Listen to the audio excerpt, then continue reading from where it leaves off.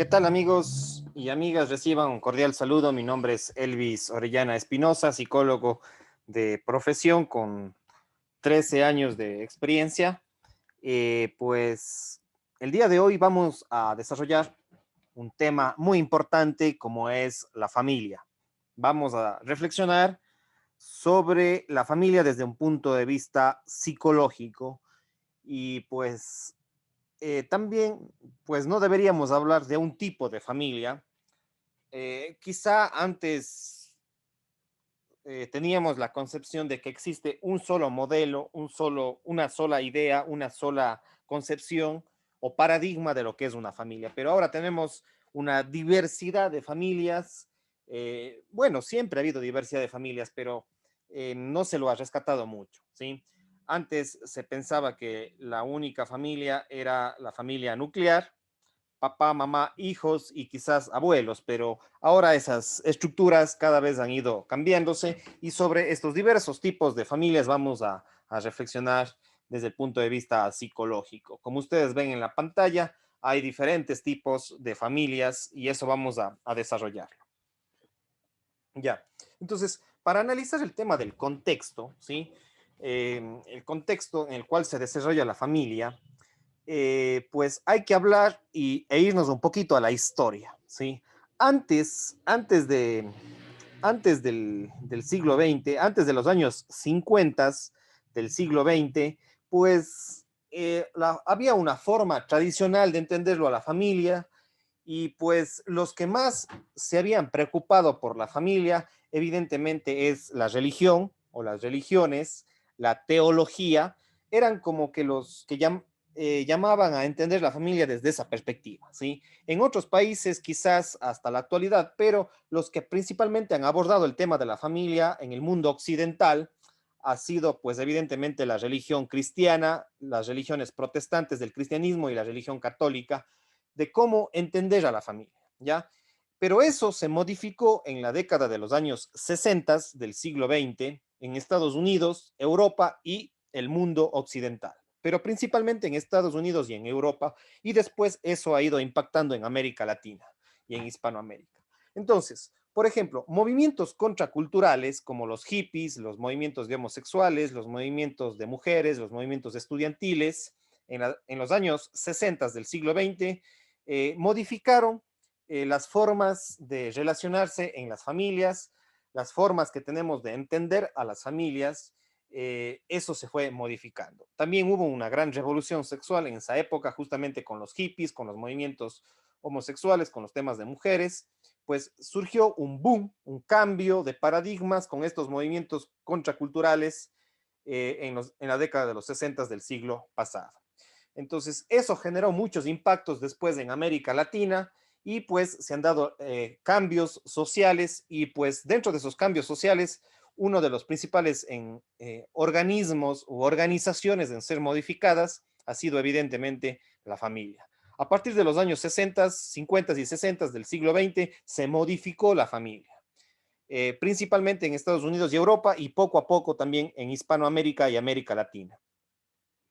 Y con esto se ha dado una incorporación de las mujeres al mundo laboral, ¿sí? Antes de los 50, por supuesto que quizás las mujeres sí trabajaban, pero en menor medida fuera del espacio doméstico, fuera del hogar, ¿sí? Antes de los años 50, en el mundo, la mujer estaba más, sus tareas, sus actividades, su trabajo, estaba más en el espacio doméstico. Ahora todavía sigue existiendo esta forma de familia donde que la mujer evidentemente todavía tiene un rol fundamental en el espacio doméstico, en el hogar, en la casa, ¿ya? Pero a partir de los años 50, muchas mujeres cambiaron esa forma tradicional y pues se incorporaron al mundo laboral, a las industrias, a las fábricas, pues en mayor escala, en mayor medida. Pues se incorporaron a las empresas, a las industrias, al trabajo fuera del espacio doméstico, fuera del hogar. Con esto no estoy diciendo que antes del siglo XX no hayan existido mujeres que trabajaban fuera del hogar. Siempre ha existido mujeres que trabajan fuera del hogar, pero especialmente en mediados del siglo XX, en los años 60, eso se dio un cambio radical y cada vez la mujer en los Estados Unidos, en Europa y cada vez también en América Latina se ha ido incorporando más a los espacios públicos, al espacio del trabajo, etcétera.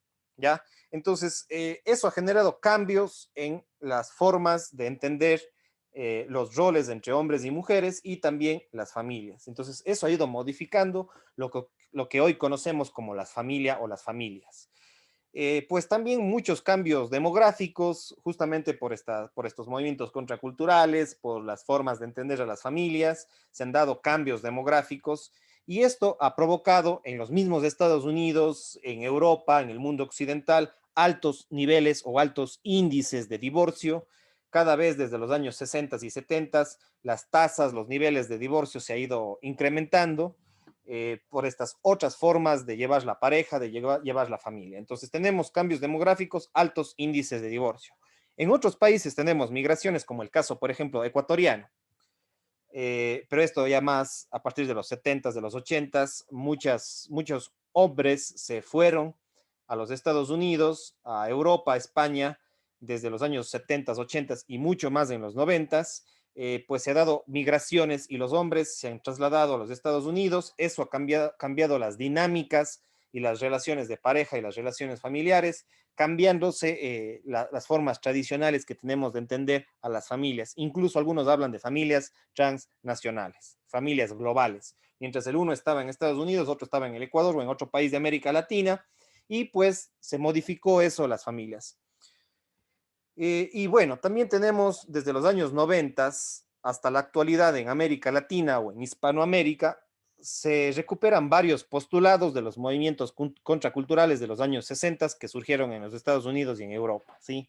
Entonces, especialmente en América Latina, en el Ecuador, estos cambios que ya sucedió en Estados Unidos, que ya sucedió en Francia, en Europa, en América Latina, pues se tomaron esas mismas medidas a través de organismos internacionales como la misma Organización de Naciones Unidas, la ONU, la OMS, entre otros organismos internacionales, pues a través de los famosos proyectos del desarrollo se ha ido modificando las estructuras familiares en América Latina. Y esto se consolidó especialmente en la década de los 90 del siglo XX y en los últimos 20 o 30 años hasta la actualidad. Entonces, eso ha ido modificando que hayan diversos tipos de familias. El rol del feminismo también ha tenido un impacto importante en los cambios de roles entre hombres y mujeres, pues ha impactado también en los cambios y las modalidades de familia, y cada vez tenemos familias diversas, como ustedes ven en pantalla, ¿sí? Tenemos diversas modalidades y formas de familia.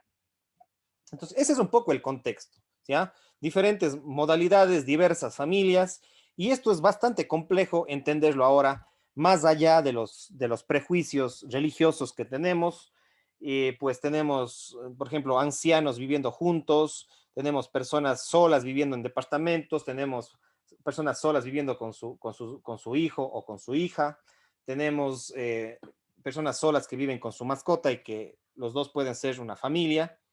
Tenemos papá con la hija viviendo juntos, tenemos papá con el hijo, tenemos mamá con la hija, tenemos la familia tradicional también, que es papá, mamá, hija y quizás los abuelos. Tenemos también el tema de los homosexuales, también ha ido modificándose, cada vez tenemos familias eh, de homosexuales también, que ese tema yo lo abordo específicamente en un video que yo desarrollé que se llama La psicología de la homosexualidad.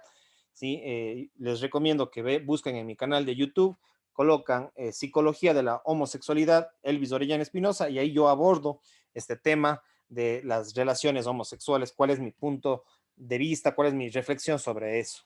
Pero en todo caso, aquí hay diversas formas de familia, ¿sí? Por diversos motivos, por los cambios demográficos, la inserción de la mujer al mercado laboral, por la migración, mujeres también que se han ido dejando a sus parejas, se han ido a España, se han ido a Estados Unidos en el caso ecuatoriano, y así tenemos un montón de familias diversas.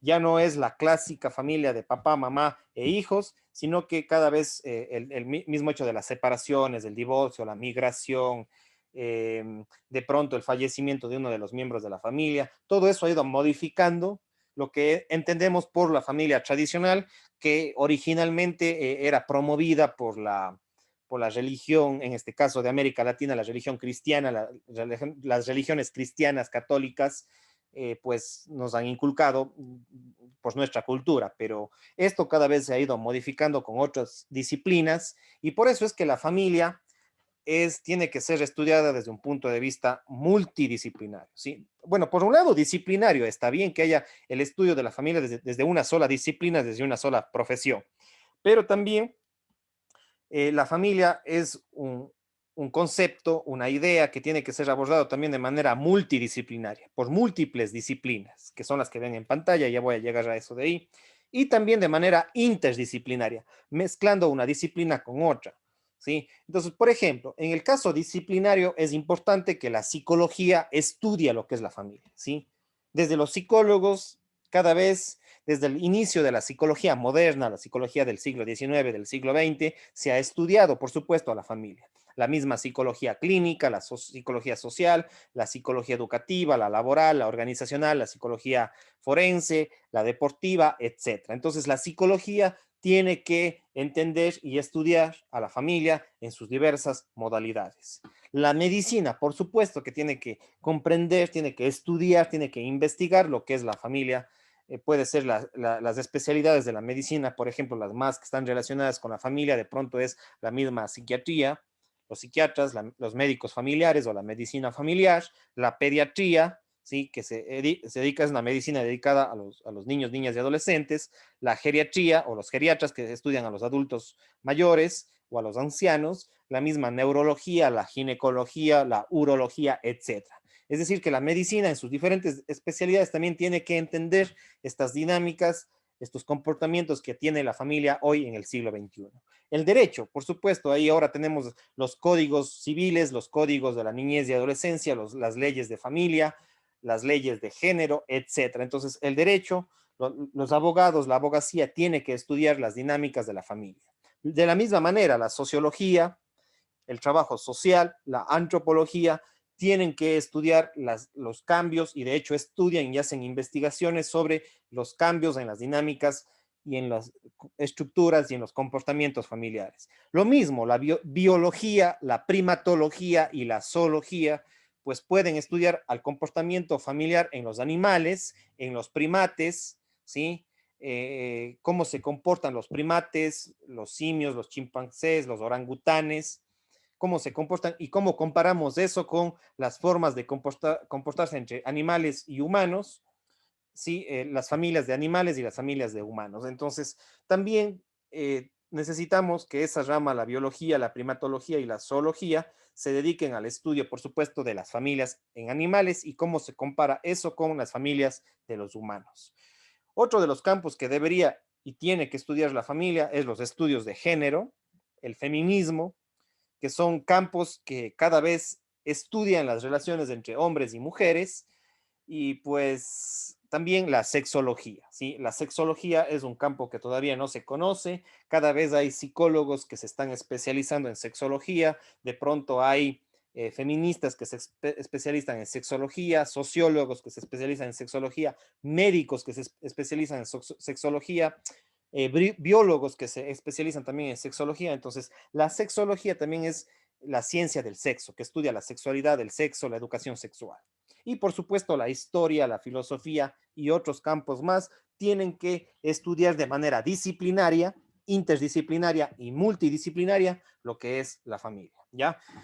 Entonces, si es que yo soy psicólogo, por ejemplo, de hecho que para conocer a la familia también tengo que estudiar un poquito también de lo que es el derecho de la familia, la sociología de la familia, ¿sí? Si yo quiero entender qué está pasando con la familia de hoy, no me puedo limitar solamente a la psicología si es que soy psicólogo, ¿sí? Por supuesto que mi fuerte va a ser la psicología, pero también necesitaré de pronto analizar el derecho de la familia, de pronto el feminismo, de pronto la filosofía sobre la familia, etcétera. ¿Sí? Entonces, necesito yo, como psicólogo, empaparme de otras ramas que están diciendo sobre la familia, especialmente si soy un psicólogo que interviene, que trabaja con familias.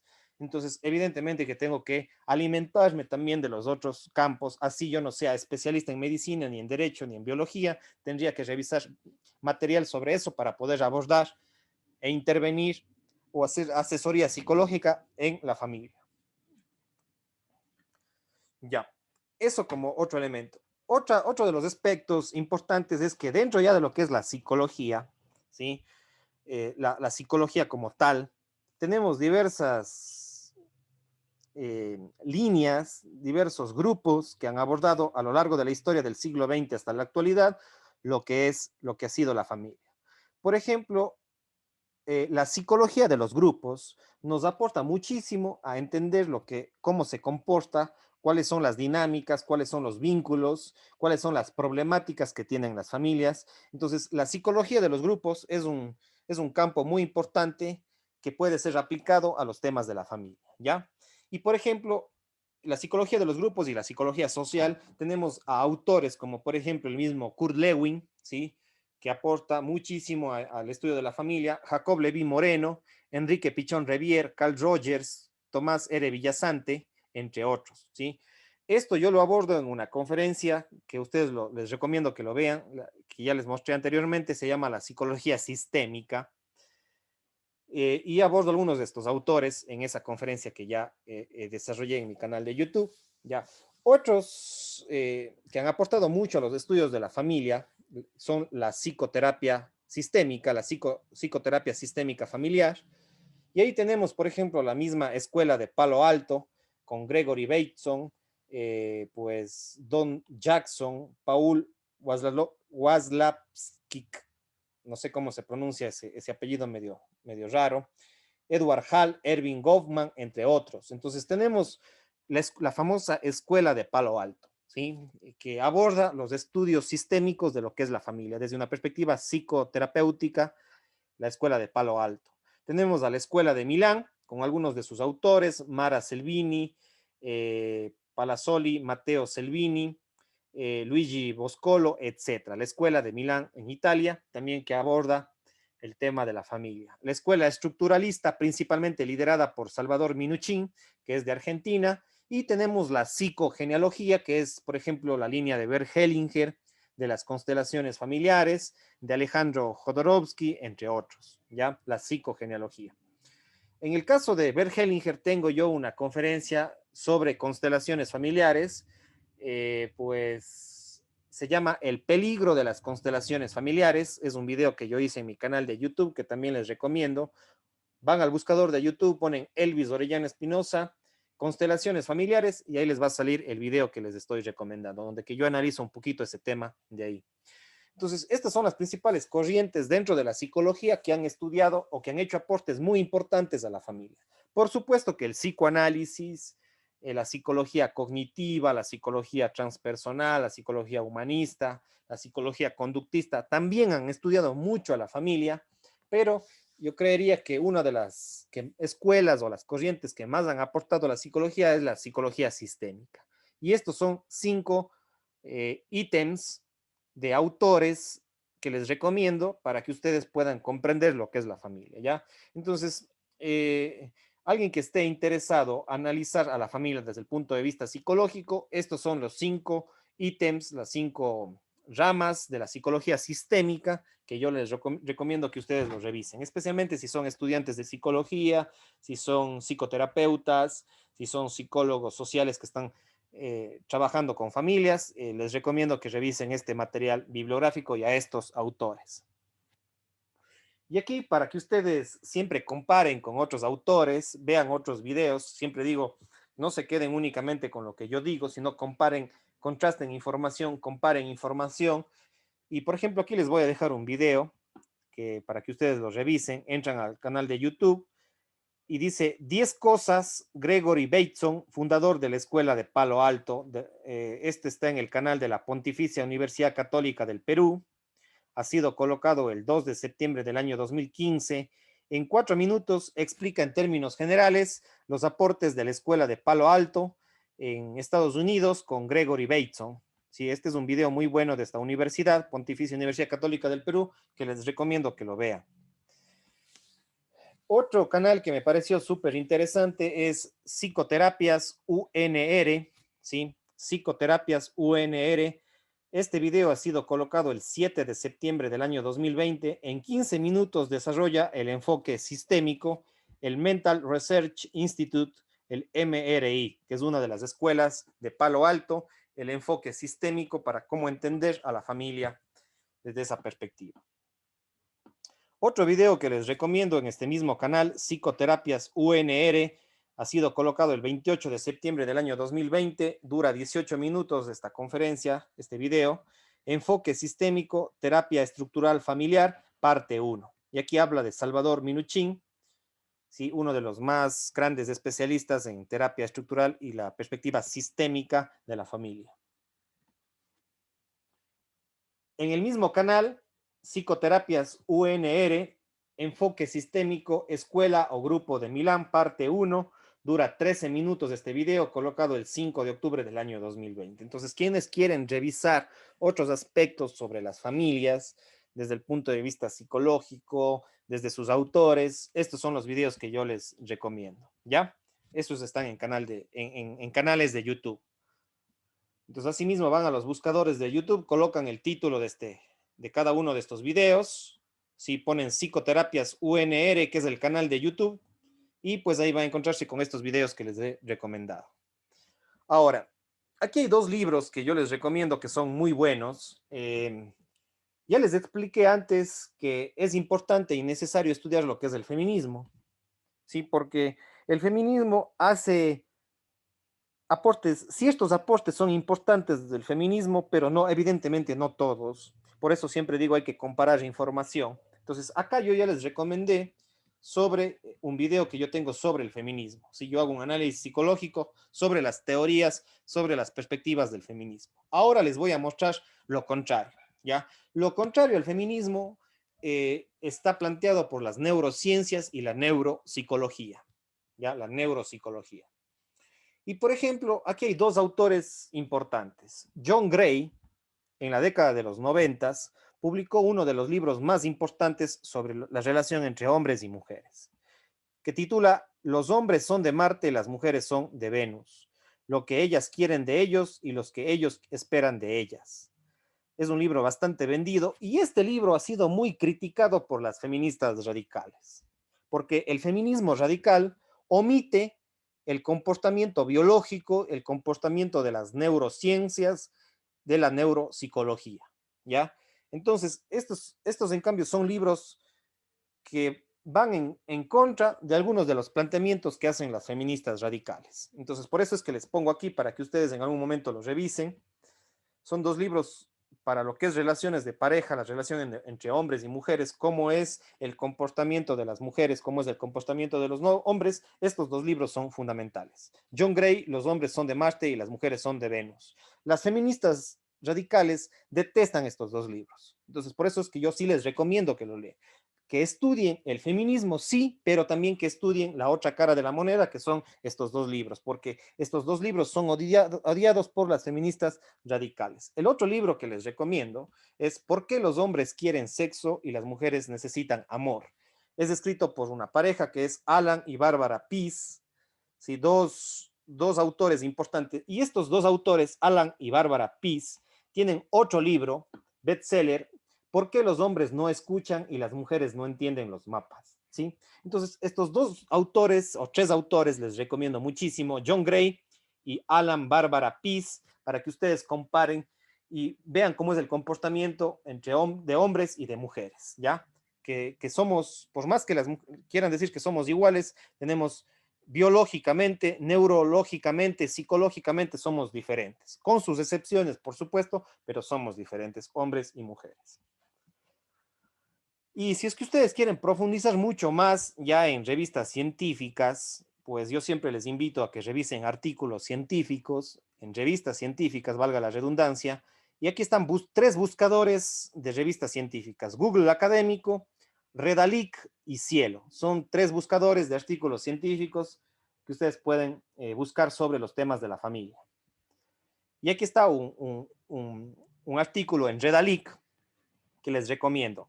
La homeostasis y el médico, escrito por Don Jackson, ¿sí? Don Jackson, Universidad Complutense de Madrid, en España. La homeostasis familiar y el médico, ustedes lo pueden buscar en Redalic, si es que quieren profundizar sobre este tema desde el punto de vista de una revista científica. Y otro artículo que les recomiendo también es de María Marta Pasini, Vínculos transgeneracionales, secretos de familia, síndrome de aniversario, transmisión de traumatismos y práctica del genosociograma. Esta revista de la Universidad Nacional del Centro de la Provincia de Buenos Aires, en Argentina. ¿Ya? Entonces, esta es otra revista que les recomiendo, que lo pueden buscar ustedes en Redalic. ¿Ya? Y hay muchos otros artículos científicos, como les digo, tanto en Google Académico como en Redalic y en Cielo. Siempre mi invitación es a desarrollar el pensamiento reflexivo, investigativo, para que ustedes comparen información, ¿sí? No se queden únicamente con lo que yo digo o lo que dice un autor o un sector de la sociedad. Comparen siempre información. Ese siempre va a ser el llamado. Entonces, esto ha sido, amigos y amigas, para ya ir terminando en estos 30, 40 minutos que hemos desarrollado esta conferencia. Esto ha sido las perspectivas de la familia, ¿ya? Desde un punto de vista psicológico y de otras disciplinas también que hemos abordado. Entonces, la familia tiene que ser cada vez estudiada, reflexionada, y pues siempre hay que comparar información. Con esto prácticamente estoy terminando, me estoy despidiendo y pues pedirles que colaboren si es que les interesa estos videos, si es que les sirve estos videos, les están informando, educando, pues pueden colaborar ustedes al canal de YouTube, ¿sí? Desde $1 en adelante. Ahí están los datos de mi cuenta de ahorros acá en el Ecuador. Ustedes ven en pantalla, ahí está mi correo electrónico, mi teléfono, WhatsApp acá en el Ecuador. Y pues colaboren económicamente para sostenernos, para financiar este canal. Pues siempre pedir su colaboración económica y su apoyo también, que nos ayuden compartiendo estos videos, divulgando estos videos. Y si tienen cualquier pregunta, estamos a las órdenes en mi teléfono o WhatsApp. Cuídense mucho, pasen bien. En la parte de la descripción, en la parte de abajo, les voy a dejar los 4 videos que les había recomendado. Y con eso me despido. Chao, chao, pasen bien.